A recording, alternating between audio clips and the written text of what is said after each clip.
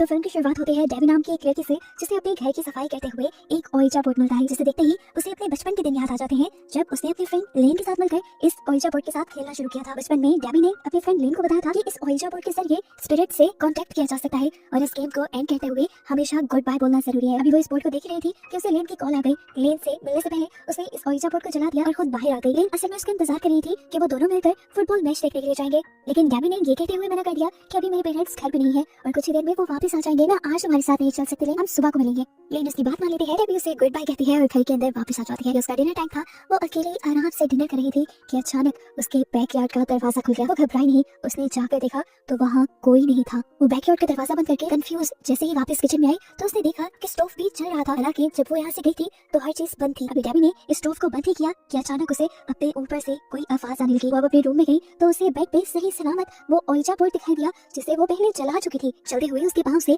ओइजा board की branch टकरा जाती है, जिसे वो उठा के उसके लेंस में देखती है तो हमें उसकी लेंस से दिखने वाली आंख बिल्कुल सफेद दिखाई देती है, जिसका मतलब था कि अब उसे किसी ने पोसेस कर लिया था और वो नॉर्मल इंसान नहीं रही थी। अब डेबी अपने रूम में लगी हुई फेरी लाइट्स को उठाती है और उसे अपने गले की इर्द गिर्द लपेट लेती है, जिसके बाद फर्स्ट फ्लोर से जंप करके अपने आप को फांसी देकर वो अपनी जान ले लेती है। सुबह होने पर हमें डेबी की फ्रेंड लेन को दिखाया जाता है, जिसे उसकी मॉम ने शॉकिंग न्यूज दी थी कि उसकी बेस्ट फ्रेंड डेबी, जिससे वो राहत ही मिलकर आई थी, वो अब इस दुनिया में नहीं रही। इसलिए अब लेन की फैमिली और लेन और डेबी के कुछ और दोस्त डेबी के पेरेंट्स के पास जाते हैं उन्हें हौसला देने के लिए। लेन बहुत ज्यादा डिस्टर्ब थी इस हादसे से। डेबी की याद में डेबी के रूम में जाती है, जहाँ पर उसे ओइजा बोर्ड की ब्रांच मिलती है। तभी यहाँ पर डेबी की मॉम भी आ जाती है, जो लेन को एक बॉक्स देती है जिसमें डेबी और लेन की बचपन की कुछ चीजें थी, डेबी की कुछ यादें थी। लेन उन्हें लेकर घर आ जाती है और देखती है कि इसके अंदर काफी सारी उनकी पुरानी पिक्चर्स थी, इनके फ्रेंडशिप बैंड्स थे और कुछ वीडियोस भी थी, जिन्हें देखकर लेन पूरी रात डेबी को याद करती रही। और अगले दिन जब वो स्कूल गई तो उसने अपने फ्रेंड से शेयर किया कि डेबी के मरने के बाद भी मुझे ऐसा ही लग रहा है कि जैसे डेबी मरी ही ना हो, वो मेरे इर्द गिर्द कहीं हो और मुझे लगता है कि जैसे वो मुझसे कुछ कहना चाहते हो। मैं उससे बात करना चाहती हूँ और बात करने का उनके पास एक ही तरीका था,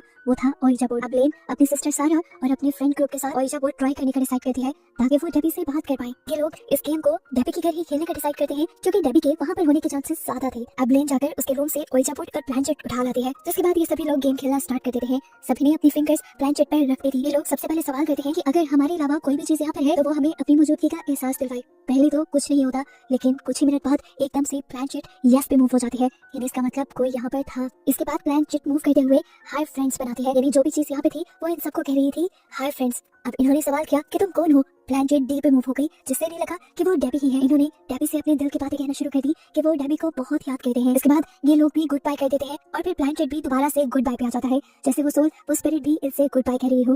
गुड बाय पे आते ही इनके घर की लाइट जा चुकी थी। ये लोग बहुत ज्यादा हैरान हो जाते हैं कि एकदम से लाइट्स कैसे चली गई। अब लेन और उसके दो साथी मोबाइल की फ्लैश लाइट लिए मेन स्विच चेक करने के लिए जाते हैं। लेन इसी टाइम चलते हुए जब किचन के पास से गुजरी तो उसे वहाँ पर स्टोव चलता हुआ दिखाई दिया। अभी उसने स्टोव बंद ही किया था कि उसके आगे जाने वाला पेट एकदम से चिल्लाया। उसके सामने शीशा था। ये सब जब उसके पास आए तो उससे पूछा क्या हुआ तुम्हें। पेट ने बताया कि मैंने अभी अभी शीशे में किसी की परछाई देखी थी और तभी किसी ने मुझे पीछे से धक्का दे दिया, मेरा हाथ शीशे पे लगा और जख्मी हो गया।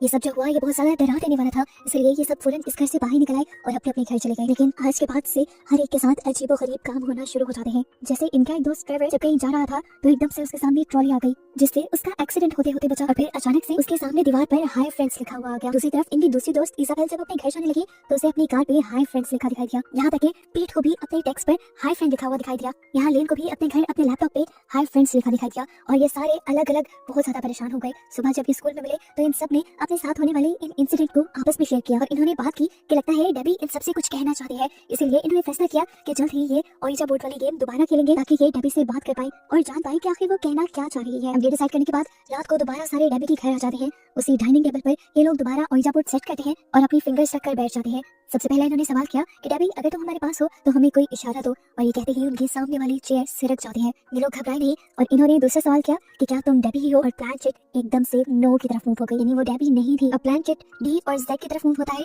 यानी ये जो भी स्पिरिट थी उसका नाम डी और जेड से बन रहा था। इसके बाद तेजी से प्लानचेट एक के बाद एक लफ्ज की तरफ मूव होने लग जाती है और ये लोग देख रहे हैं कि प्लानचेट के जरिए स्पिरिट ने लिखा था रन मदर इज कमिंग, यानी भागो मॉम आ रही है। उसके कहते ही उनका ओइजा बोर्ड हवा में उड़ जाता है। ये चारों चिल्लाते हैं और यहाँ से भाग जाते हैं। अब लेन घर पे आ जाती है। लेन डेबी के लिए बहुत ज्यादा उदास थी। वो दोबारा डेबी की वीडियोस देखने लगी और इन्हीं वीडियोस में से डेबी ने एक वीडियो में इस ओइजा बोर्ड के बारे में बताया था। ये ओइजा बोर्ड असल में डेबी का नहीं था, उसे तो ये इसी घर से मिला था जो पुराने घर के ऑनर्स का था। उसे मिला था ये एटिक की सफाई करते हुए। ये जानकर लेन ने फैसला किया कि वो अगले दिन डेबी की एटिक में जरूर जाएगी। असल में वो जानना चाहती थी कि जो सोल्स उनसे बातें कर रही है वो कौन है और क्या उनका ताल्लुक डेबी के घर में रहने वाले पुराने लोगों से तो नहीं। अगले दिन वो एटिक में चली जाती है और वहाँ पुरानी रहने वाली फैमिली की उसे काफी सारी चीजें मिलती हैं और पिक्चर्स भी। और यहीं से उसे ये भी पता चल जाता है कि पहले इस घर में जेंडर फैमिली रहा करती थी, जिनके बारे में जब वो सर्च करती है तो उसे शॉकिंग न्यूज पता चलती है। इस फैमिली में 3 औरतें थी, एक मदर और 2 बेटियां, जिसमें से एक का नाम डोरिस और दूसरी का नाम पॉलिना था। यहाँ पर जो कुछ भी हुआ था वो बिल्कुल नॉर्मल नहीं था। छोटी बहन डोरिस एक अजीब तरीके से इस घर से गायब हो गई थी और पूरी दुनिया से आज तक उसका कोई सुराग नहीं मिला, जबकि उसकी बड़ी बहन पॉलिना, उसे उसके मोम के मर्डर के जुर्म में गिरफ्तार कर लिया गया था और जब उसे रिहा किया गया तो तब उसे मेंटल हॉस्पिटल में छोड़ दिया गया। अब लेन पॉलिना से मिलने का फैसला करती है ताकि वो जान पाए कि आखिर उस घर में चल क्या रहा है। वो पॉलिना से मिलती है और उनसे ये जानने की कोशिश करती है कि आखिर उस घर में ऐसा क्या है जिसने उनसे बात की। तो पॉलिना ने अपनी फैमिली का बैकग्राउंड बताना शुरू किया। उसकी मॉम असल में ऐसे ही बहुत से स्पिरिचुअल रिचुअल्स किया करती थी जिनसे वो स्पिरिट से कांटेक्ट कर पाए। एक वक्त में वो सिर्फ अपने हस्बैंड से ही कांटेक्ट करना चाहती थी, लेकिन बाद में उन्होंने अपना बिजनेस बना लिया। उन्हें एक ऐसा मीडियम चाहिए था जो स्पिरिट्स की आवाजें उन तक पहुंचा सके, इसलिए उसकी मॉम ने डोरिस को यानी अपनी छोटी बेटी को उन स्पिरिट्स के साथ कनेक्ट कर दिया और फिर स्पिरिट्स उसकी आवाज लेकर बोलने लगी। स्पिरिट्स की आवाजें पहले तो उसकी मॉम की बहुत मदद करती रही, लेकिन फिर एक दिन ये आवाजें कंट्रोल से बाहर हो गई। उसकी मॉम जब इन आवाजों पे कंट्रोल नहीं ला पाई तो उन्होंने डोरिस के होंठ ही सीध दिए ताकि डोरिस कुछ बोल ना सके और उनका स्पिरिट से कनेक्शन बने ही ना। लेकिन उनके ऐसा करते ही वहाँ बहुत कुछ गलत हो गया। डोरिस अजीब तरीके से गायब हो गई और आज तक उसका कुछ पता नहीं चला। अब पॉलिना लेन को बताती है कि क्योंकि तुमने वो ओइजा बोर्ड यूज किया है इसलिए तुम्हारा और डोरिस का एक कनेक्शन बन गया है। हो सकता है कि तुम्हें डोरिस की लाश मिल जाए जो बाकी सबको नहीं मिली। वो डोरिस को अपने घर में बना एक बेसमेंट का कमरा बताती है जो कि खुफिया था और किसी को भी उसके रास्ते का नहीं पता था।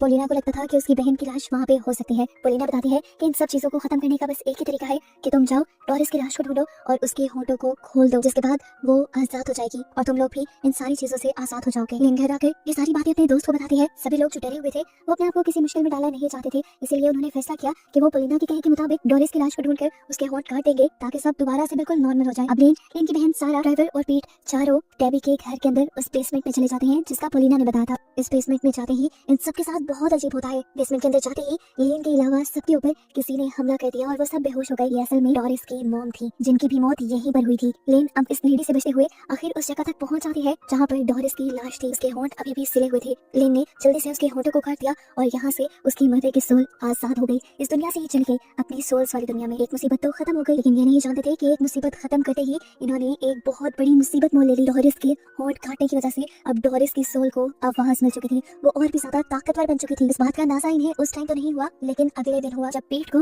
डोरिस ने पोसेस कर उसके होंठ सीकर बिल्कुल इसी तरह जैसे उसके सिले हुए थे उसके बाद मार डाला। अब लेन ये बात जानते ही जल्दी से पॉलिना के पास जाती है उससे पूछने के लिए कि ये सब हो क्या रहा है। जैसा उसने कहा था उसके मुताबिक उन्होंने सब कर दिया था, लेकिन उसके बावजूद भी उनका एक दोस्त कैसे मर गया और बिल्कुल उसी तरीके से उसके मुंह क्यों सिले हुए हैं जैसे डोरिस के सिले हुए थे। तब पॉलिना उसकी बात सुनकर पागलों की तरह हंसने लगी। उसने कहा बस मैंने तो तुम्हारे साथ एक खेल खेला था, अपनी बहन को छुड़वाने के लिए तुमने उसका मुंह खोल दिया जिससे वो आजाद हो गई और अब वो आ रही है तुम सबको मारने के लिए। अब लेन बहुत ज्यादा परेशान हो चुकी थी, वो तो बुरी तरह फंस गई थी पॉलिना की बातों में। टेंशन में वो आकर अपनी बहन सारा से डिस्कस करती है और ये लोग अपनी ग्रैंड माँ से इन चीजों का हल मांगने के लिए चले जाते हैं। सबसे पहले वो अपनी सारी स्टोरी ग्रैंड माँ को बताती है कि किस तरह ये सब स्टार्ट हुआ था, लेकिन अब ये लोग बुरी तरह फंस चुके थे, इन सब की जान खतरे में थी और ये इन सारी चीजों से निकलना चाहते थे। ग्रैंड माँ बताती है क्योंकि उस ओइजा बोर्ड और डोरिस का ताल्लुक है तो ओइजा बोर्ड और डोरिस की बॉडी एक साथ जला देने से ये सारे कनेक्शन खत्म हो जाएंगे और तुम लोग आजाद हो जाओगे। अब सब कुछ नॉर्मल करने के लिए दोबारा सारा, लेन और ट्रेवर एक मिशन पे निकल जाते हैं। ये लोग डेबी के घर के बेसमेंट में आ गए थे अपनी ग्रैंड माँ का कहा हुआ काम करने के लिए, लेकिन यहाँ जाते ही डोरिस ने सबसे पहले ट्रेवर को पोसेस कर लिया और उसको मार डाला, जिसके बारे में लेन और सारा को पहले पता ही नहीं चला। वो तो ओइजा बोर्ड को लेकर पहले नीचे गए। अब लेन जल्दी से फर्नेस चलाने लगी थी ताकि वो डोरिस की डेड बॉडी और इस ओइजा बोर्ड को एक साथ चला सके, लेकिन पीछे से हमें दिखाया गया कि डोरिस ने सारा को पकड़ लिया था और वो उसे उस खुफिया कमरे में ले जाने लगी थी जहाँ पर उसे मारा गया था। वो अब सारा के होंठ सिलने वाली थी इससे पहले कि सारा मर जाती या उसे कुछ हो जाता। लेन के जहन में एक आइडिया आता है, वो यहाँ बैठी ओइजा बोर्ड गेम खेलने लग जाती है क्योंकि वो जानती थी इस गेम के जरिए आसपास की सोल को उनके पास आना ही पड़ता है। उसका प्लान वर्क भी कर गया और इसके गेम स्टार्ट करते ही यहाँ पर डोरिस भी आ गई। डोरिस इस गेम को बंद करना चाहती थी, इसलिए वो फौरन ओइजा बोर्ड की प्लानचेट को गुड बाय की तरफ लेके जाने की कोशिश करती है, जहाँ पर लेन पूरी ताकत के साथ उसे ऐसा करने से रोक रही थी। लेकिन एक इंसान की ताकत एक घोस्ट की ताकत से हमेशा कम होती है और तभी यहाँ पर उसका साथ देने के लिए आ गई उसकी दोस्त यानी डेबी की सोल। अब ये लोग दोनों तरफ से जोर लगाने लगते हैं कि प्लानचेट गुड बाय की तरफ ना जाए। जिस वक्त इन लोगों के दरमियान में इस प्लानचेट को लेकर लड़ाई चल रही थी, पीछे से सारा ने मौका दिखा और उठकर जल्दी से डोरिस की लाश को उठाकर फर्नेस में फेंक दिया और उसी टाइम लेन ने भी ओइजा बोर्ड को उठाकर फर्नेस में फेंक दिया, गेम खत्म किए बगैर ही। उन दोनों के ऐसा करते ही यानी एक साथ ओइजा बोर्ड और डोरिस की लाश के चलते ही डोरिस की आत्मा यानी डोरिस की स्पिरिट इस दुनिया से चली जाती है और ये लोग अब अपने मिशन में कामयाब हो जाते हैं। लेकिन इन्हें बहुत ज्यादा दुख था अपने 3 दोस्तों के बनने का। कहानी के पोस्ट क्रेडिट सीन में हमें दिखाया जाता है कि लेन जब अपने रूम में थी तो ब्लैंचेट उसे अपने कमरे में दिखाई दी, जिसे उठाकर उसके लेंस से जब उसने देखा तो हमें उसकी आंख बिल्कुल नॉर्मल एक इंसानी आंख की तरह दिखाई दी, जिसका मतलब था कि अब सारी इवल चीजें खत्म हो चुकी हैं। और इसी के साथ ये मूवी भी यहाँ खत्म हो जाती है।